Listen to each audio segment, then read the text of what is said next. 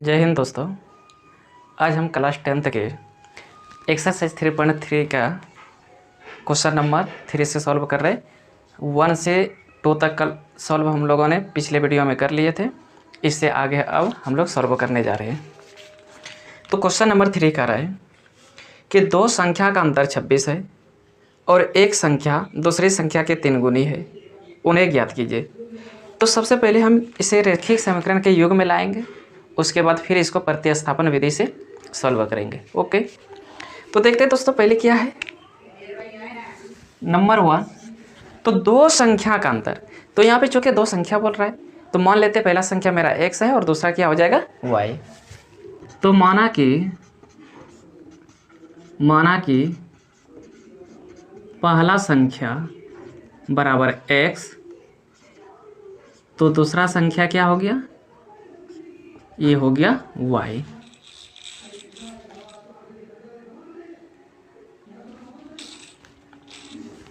अब according to question, प्रश्न के अनुसार, तो मेरा प्रश्न क्या कर रहा है कि दो संख्या का अंतर 26 है। अब दो संख्या, तो दो संख्या मेरे सामने यही है, तो चाहे तो हम लिख सकते हैं x माइनस वाई इक्वल 26, या हम लिख सकते हैं क्या y माइनस एक्स इक्वल 26। क्या कि ये नहीं कहा गया कि पहली संख्या और दूसरी संख्या का यहाँ पे डायरेक्ट अंतर पूछा है, तो किसी में भी आप माइनस कर सकते हैं, लेकिन हम चलेंगे किसी एक को ही लेके। तो चलिए हम एक को लेके चलते हैं, मान लेते हैं x minus Y is equal to 26 है। फिर कह रहा है कि एक संख्या दूसरी संख्या का 3 गुनी है। अब एक संख्या, चूंकि दोनों संख्या में हो रहा है कंपेयर, इसलिए हम इसको इक्वल से दिखाएंगे। किससे दिखाएंगे, इक्वल से। ये x है और ये हो गया y। अब यहाँ पे कह रहा है कि एक संख्या दूसरी की क्या है, 3 गुनी है। तो मान के चलो ये 3 गुनी है, तो इसको हम 3 से गुना कर देंगे, दोनों बराबर हो जाएगा। या अब जो और अभी बताए थे, या अब क्या लिख सकते थे, y माइनस एक्स इक्वल 26, ये इक्वेशन 1 हो गया। और तब फिर यहाँ पे क्या हो जाएगा, ये 3x इक्वल y। मान लेते y अगर 3 गुनी है तो 3 से किसको करना होगा गुना, x को। तो ये हो गया इक्वेशन 2 और ये पे इक्वेशन 2। तो ये दोनों को जब सॉल्व करेंगे तो मेरा आंसर आ जाएगा। अब डिपेंड करता है कि आप पहली संख्या को क्या और दूसरी संख्या को क्या माने। अब इसको हम प्रतिस्थापन विधि से करेंगे सॉल्व। तो दोनों में से किसी एक को सॉल्व करेंगे। तो ये हो गया मेरा। चलिए अब x का मान डायरेक्ट हम रख देंगे। x का मान समीकरण 1 में रखने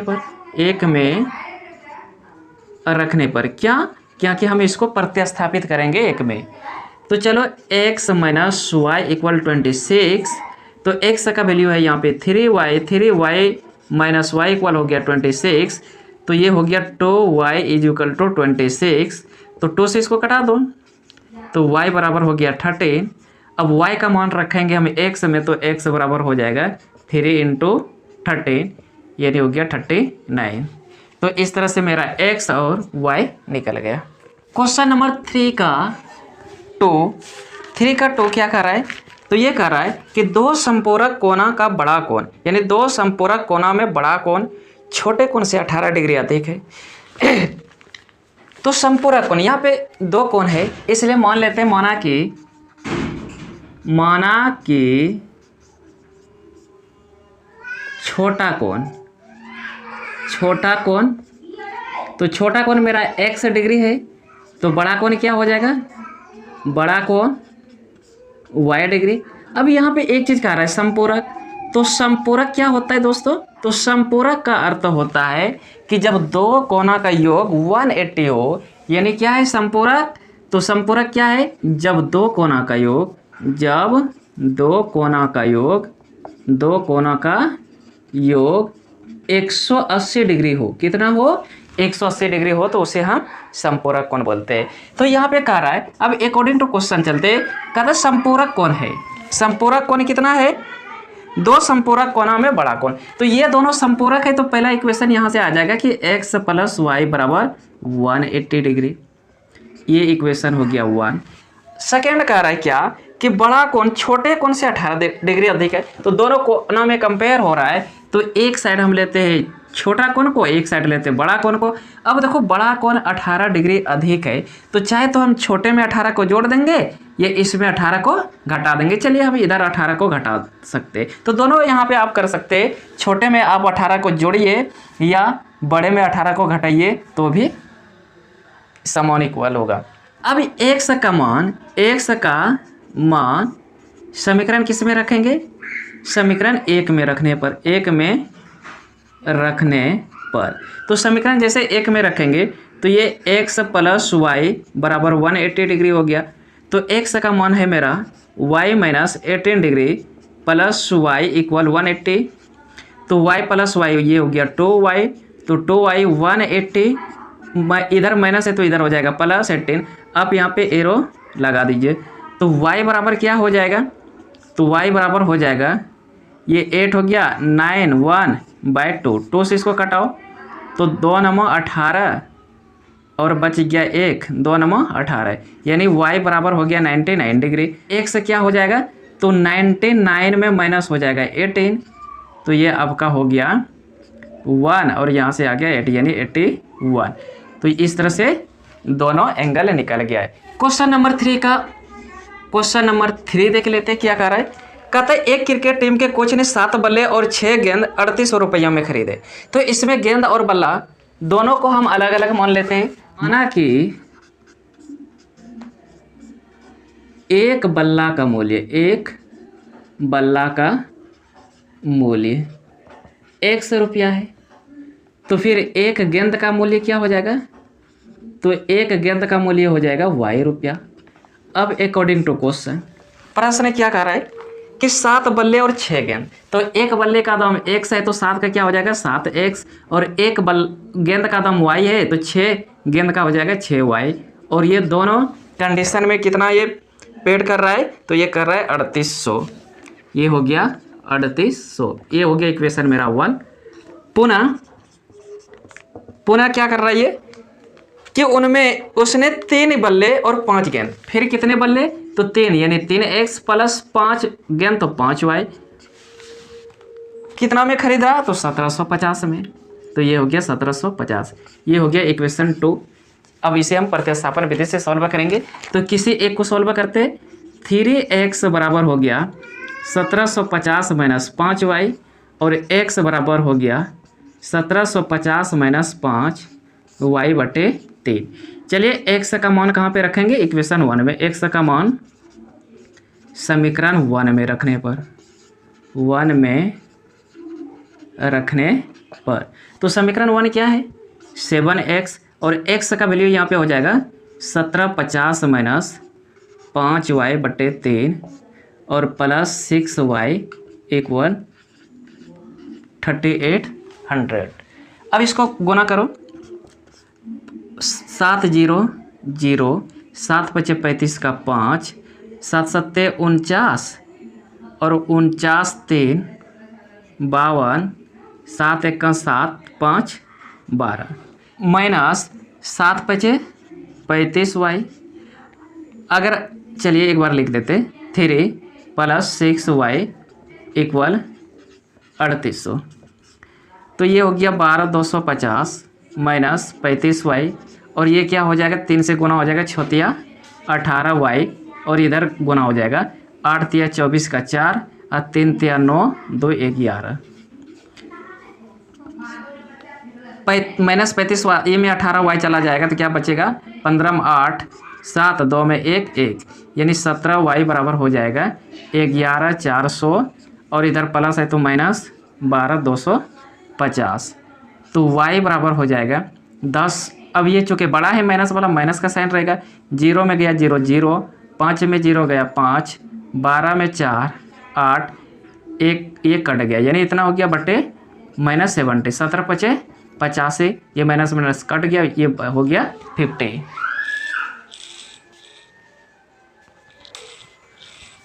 तो y का मान मेरा हो गया 50, यानी y किसका है?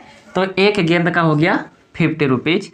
अब हम बल्ले का मूल्य निकालेंगे, तो बल्ले क्या है? x बराबर 1750 माइनस 5y, और y का मान है 50 बटे कितना हो जाएगा 3, तो 1750 माइनस 25 250 बट्टे 3, 0 5 में 5 गया 0, 7 में 2 5 1 3, 3 से कटाएंगे 3 5 15, यानी ये कितना हो गया 500 रुपया।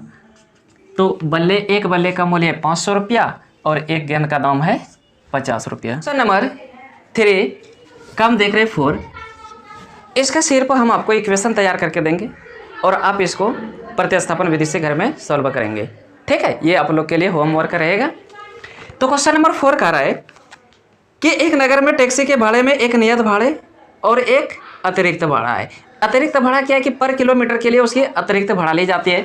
तो माना कि नियत भाड़ा, माना कि नियत भाड़ा, तो नियत भाड़ा है 100 रुपया,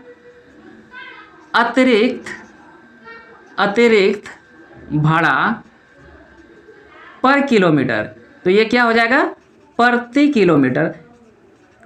तो प्रति किलोमीटर के लिए क्या है y रुपया है, यानी वह 1 किलोमीटर जाते हैं तो y लगेगा, 2 किलोमीटर जाते हैं तो 2y लगेगा। अब अकॉर्डिंग टू क्वेश्चन ये क्या कर रहा है कि 10 किलोमीटर दूरी के लिए भाड़ा 105 रुपया पे करते हैं। तो चलो कितना 10 किलोमीटर, तो 100 तो लगेगा ही लगेगा, और 10 किलोमीटर के लिए इसको क्या लगेगा 10y, तो x प्लस 10y बराबर हो जाएगा 105। ये हो गया इक्वेशन 1। पुनः ये फिर क्या करता है कि 15 किलोमीटर जाती है, तो 15 किलोमीटर के लिए 155 रुपया दे रहा है, तो इसमें x लगेगा और साथ में लगेगा 15y और कितना हो जाएगा फिर ये 155 रुपया देते। तो ये दोनों को सॉल्व करके यहाँ से हम x और y निकाल लेंगे। और लास्ट में ये कह रहा है कि 25 किलोमीटर के लिए कितना भाड़ा देगा, तो 25 किलोमीटर तो x देगा, x के साथ वह कितना देगा 25y देगा। और यहाँ से जब मेरा x और y निकल जाएगा तो x और y का वैल्यू यहाँ पे रखेंगे तो 25 किलोमीटर के लिए मेरा भाड़ा निकल जाएगा। क्वेश्चन नंबर 5 कह रहा है कि यदि भिन्न में, तो भिन्न में क्या होता है अंश और हर होता है। तो माना कि अंश बराबर x, तो हर क्या हो जाएगा y। अब अकॉर्डिंग टू क्वेश्चन पहला सिचुएशन क्या है कि अंश और हर दोनों में 2 जोड़ दिया जाए, तो अंश में भी हम 2 जोड़ देंगे और हर में भी 2 जोड़ देंगे, तो भिन्न मेरा कितना हो जाएगी, तो भिन्न 9/11 हो जाता है। तो 9/11 सॉल्व करेंगे, 11 गुना x, तो 11x प्लस 11 गुना 2, 11 दूनी 22 बराबर 9 गुना y, 9y प्लस 9 गुना 2 18। तो ये हो गया 11x बराबर क्या हो जाएगा, चलो 11x इधर प्लस है तो ये हो जाएगा -9y, और ये 18 - 22, इसलिए 11x - 9y बराबर हो जाएगा 12 में 8 4, यानी -4। ये हो गया इक्वेशन 1। इसी प्रकार फिर क्या करा ये कि अंश और हर दोनों में 3 जोड़ दिया जाए, तो अंश में भी 3 जोड़ दिया जा रहा है और हर में भी 3 जोड़ दिया जा रहा है। तो इस कंडीशन में भिन्न कितना हो जाते हैं 5/6, 5/6। तो इसको भी बिल्कुल इसी तरीके से एक सिंपल इक्वेशन में लाएंगे, और जैसे सिंपल इक्वेशन में आएगा उसको हम 2 मान लेंगे और 1 2 को सॉल्व कर लेंगे। इस एक्सरसाइज का अंतिम क्वेश्चन नंबर है 6। 6 कह रहा है कि 5 वर्ष बाद जैकब की आयु उसके पुत्र की आयु से 3 गुनी है। तो यहाँ पे 2 है, कौन, जैकब और पुत्र। तो माना कि जब भी आयु रिलेटेड क्वेश्चन आएगा तो हमेशा उसमें वर्तमान आयु को माना जाता है। तो माना कि जैकब की वर्तमान आयु बराबर x वर्ष, तो पुत्र का क्या हो जाएगा, पुत्र की वर्तमान आयु हो जाएगा y वर्ष। अब अकॉर्डिंग टू क्वेश्चन चलते, ये कहता है कि 5 वर्ष बाद में प्लस करेंगे और पूर्व में माइनस करेंगे। तो 5 वर्ष बाद तो जैकब क्या हो जाएगा x + 5 हो जाएगा, और पुत्र क्या हो जाएगा y + 5 हो जाएगा, क्योंकि 5 वर्ष बाद दोनों का हम देख रहे हैं। पुत्र की आयु से 3 गुनी हो जाएगी। जब ये पुत्र की आयु से ये 3 गुना हो रहा है तो पुत्र को हम क्या करेंगे 3 से गुना कर देंगे, तो दोनों हो गया इक्वल।